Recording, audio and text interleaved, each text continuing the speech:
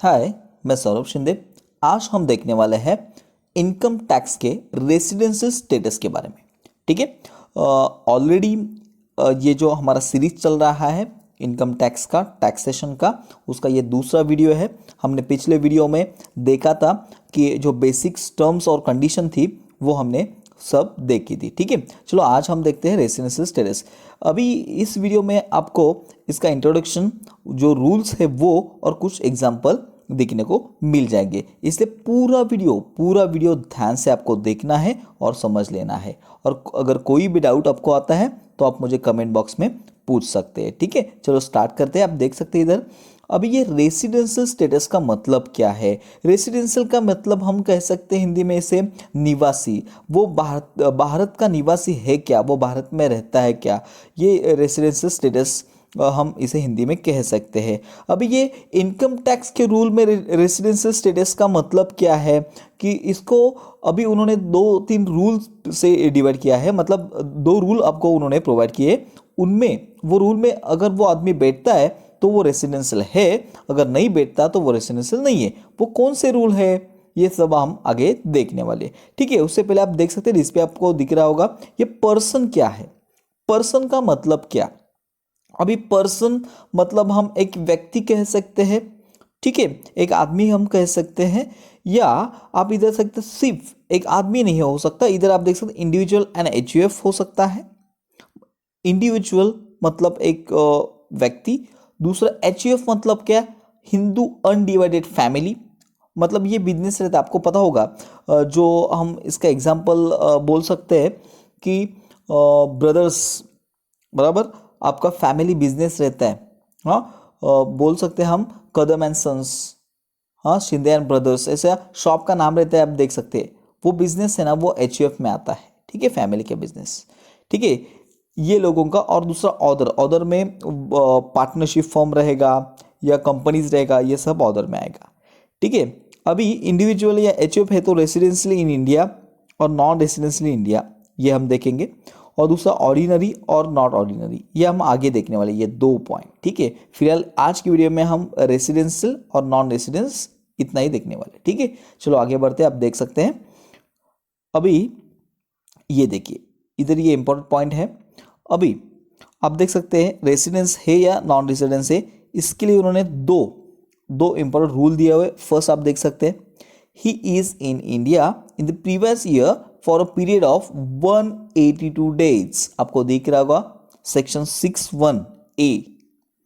हाँ, section income tax act section 61A में बताया है कि he is in India previous year for a period 182 days और मोर। मतलब वो जो पर्सन है वो कम से कम कितना दिन रहना चाहिए इंडिया में? 182 डेज। हाँ, 182 डेज, और उससे ज़्यादा भी रह सकता है। ठीक है, लेकिन उससे कम नहीं रह सकता। इतना अगर वो इंडिया में है तो वो रेसिडेंशियल है। ये कौन सा रूल है? ये फर्स्ट रूल हमें बताता है। ठीक है, ये समझ में आया आपको? दूसरा रूल क्या बोलता है? आप देख सकते हैं इधर 60 डेज। हाँ, वो कितना चाहिए? 60 डेज और मोर, मतलब 60 डेज और उससे ज़्यादा। प्रीवियस ईयर मतलब उस ईयर में वो कितना दिन चाहिए? कम से कम 60 दिन वो इंडिया में चाहिए या उससे ज़्यादा। और हाँ, आप और इधर देख सकते हैं एंड 365 और more days in 4 previous year immediately preceding. मतलब अभी ये प्रीवियस ईयर है तो उससे पिछले जो 4 साल है उनमें वो 365 डेज इंडिया में चाहिए। ठीक है, अगर ये फुलफिल होता है तो ये सेकेंड कंडीशन भी अप्लाई हो सकती है। ठीक है, 2 हमने कंडीशन देखी, सेक्शन 61A, ठीक है, और दूसरा 61C। ठीक है, अभी 61A क्या बोलता है कि कम से कम वो कितना दिन चाहिए? 182 डेज। अगर है कोई प्रॉब्लम नहीं, वो रेसिडेंशियल इंडिया है, इंडिया का रेसिडेंस है वो पर्सन। अगर वो 182 डेज नहीं है तो उसके लिए दूसरी कंडीशन भी उन्होंने दी है, वो कम से कम कितना दिन चाहिए इंडिया में? 60 डेज चाहिए, 60 दिन तक रहना चाहिए। और पिछले पिछले 4 साल में वो कितने दिन रहना चाहिए इंडिया में? 365। अगर ये फुलफिल होता है तो भी वो रेसिडेंशियल हो सकता है। समझ में आया? समझ में ना, पहली कंडीशन और ये दूसरी कंडीशन। ये आगे हम देखते हैं एग्जाम्पल के तौर पे तो आपको अच्छी तरह से भी समझ में आ जाएगा। अब देख सकते हैं, ये देखिए अब पहला एग्जाम्पल इधर, ठीक है। इधर उन्होंने क्या बोला है, Sam come to India first time during previous year 2018-19। During the previous year he stay in India for 50 days. ये फर्स्ट ऑप्शन उन्होंने दिया है, केस दिया है, और दूसरा दिया है 183 days, 153 days determine the his residency status for accounting year assessment year 19 और 20। ठीक है, अभी एक एक केस हम देखते हैं। ये पहला वाला 50 डेज, अगर वो इंडिया में, अभी ये ध्यान से सुनना, Sam come to India first time, वो फर्स्ट टाइम आया है, इससे पहले वो इंडिया में आया था नहीं आया था, ठीक है। तो फर्स्ट टाइम आया, कितने दिन रहा वो, खाली 50 डेज रहा, ठीक है। तो हमारा पहली कंडीशन क्या बोलती है, पहली कंडीशन बोलती है 182 डेज है क्या, नहीं है, तो पहली कंडीशन से वो नॉन रेसिडेंस हुआ। दूसरी कंडीशन हमको क्या बोलती है, 60 डेज है क्या वो, अभी हमने देखा इधर कि वो 50 डेज है, तो 60 डेज भी नहीं हो सकता। तो इधर आप देख सकते हैं दोनों कंडीशन, ये पहली वाली और दूसरी वाली कंडीशन फुलफिल नहीं हो रही है, तो वो रेसिडेंशियल नहीं है, उसे हम क्या कहेंगे, नॉन रेसिडेंस। आप देख सकते हैं सोल्यूशन में उन्होंने आपको दिया हुआ है, इधर पहली केस 50 डेज है, ठीक है, नॉन रेसिडेंस इन इंडिया। समझ में आया, दोनों कंडीशन जो आपने देखा ए और बी दोनों भी फुलफिल नहीं हो रही है, ठीक है। अभी दूसरी देखते हैं, दूसरी केस में उन्होंने क्या बोला है, 183 डेज। अभी आप मुझे बताइए पहली कंडीशन क्या है हमारी, वो कितने दिन चाहिए, 182 डेज, और वो कितने दिन इंडिया में रहा, 183 डेज।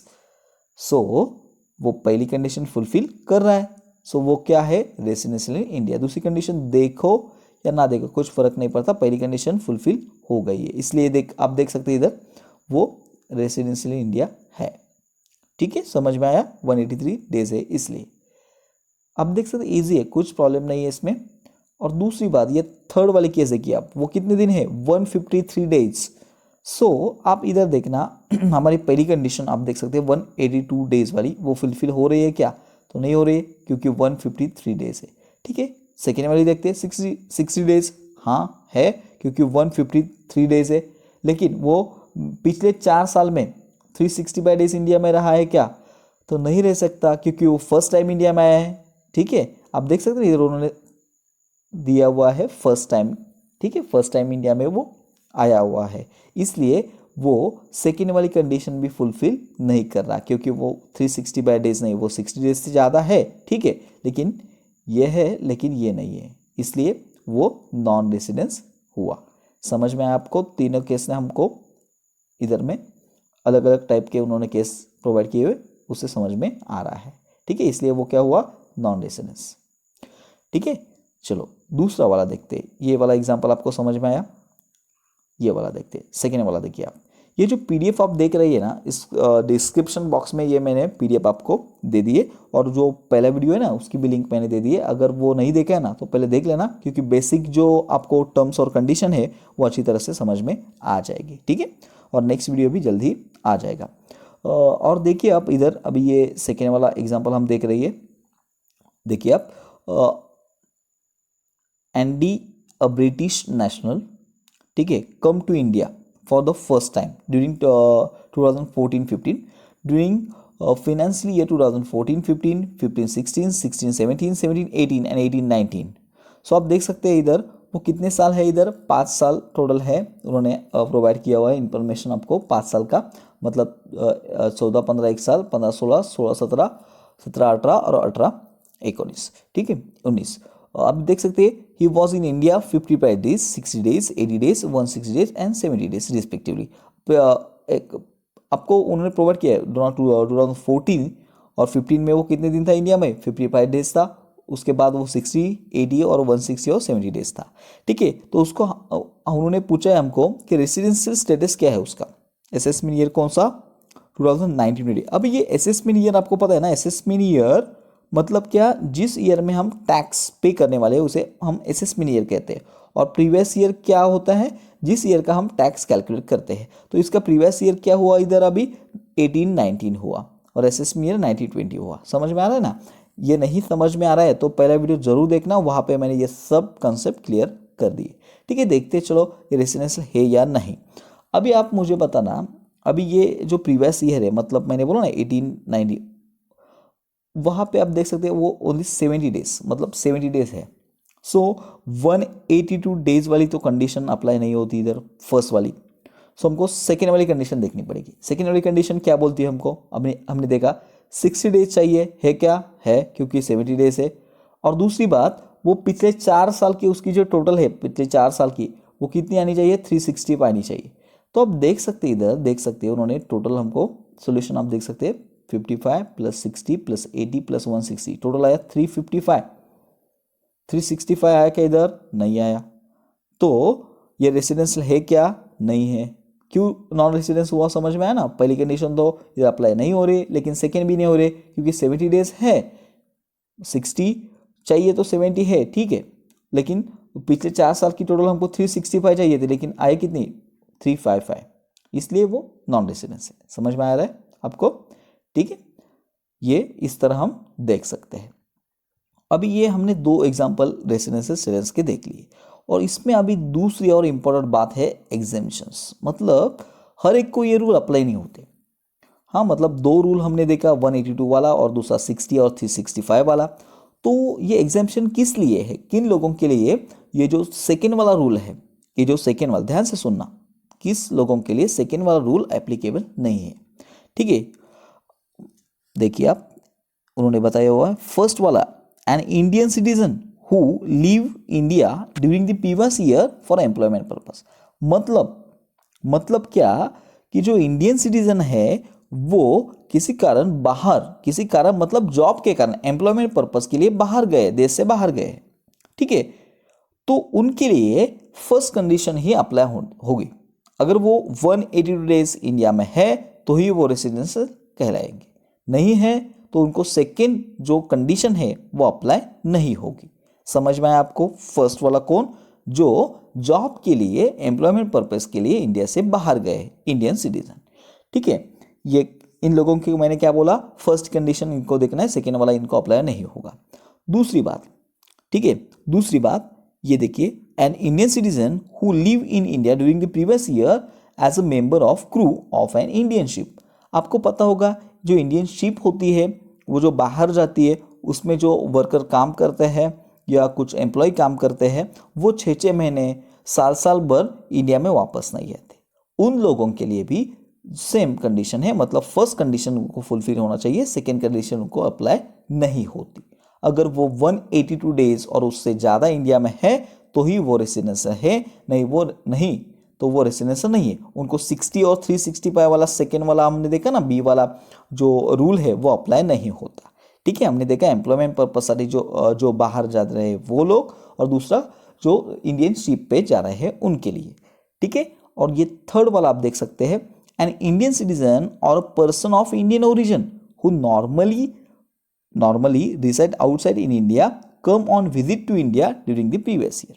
मतलब ऐसे लोग जो इंडियन सिटीजन है और इंडियन ओरिजिन के, इंडियन ओरिजिन का मतलब इधर क्या होता है कि जिनके जो हम बोलते हैं ना फादर या उनके ग्रैंड पेरेंट्स, उनके पेरेंट्स या उनके ग्रैंड पेरेंट्स, हाँ, इंडिया में बॉर्न हुए हैं, मतलब उनका जन्म इंडिया में हुआ है, इसे हम क्या कहते हैं, इंडियन ओरिजिन कहते हैं, ठीक है। ये लोग अगर कभी इंडिया में आते हैं, ठीक है, उन लोगों के लिए भी, हाँ, उन लोगों के लिए भी फर्स्ट ही कंडीशन अप्लाई होती है, सेकेंड कंडीशन अप्लाई नहीं होती।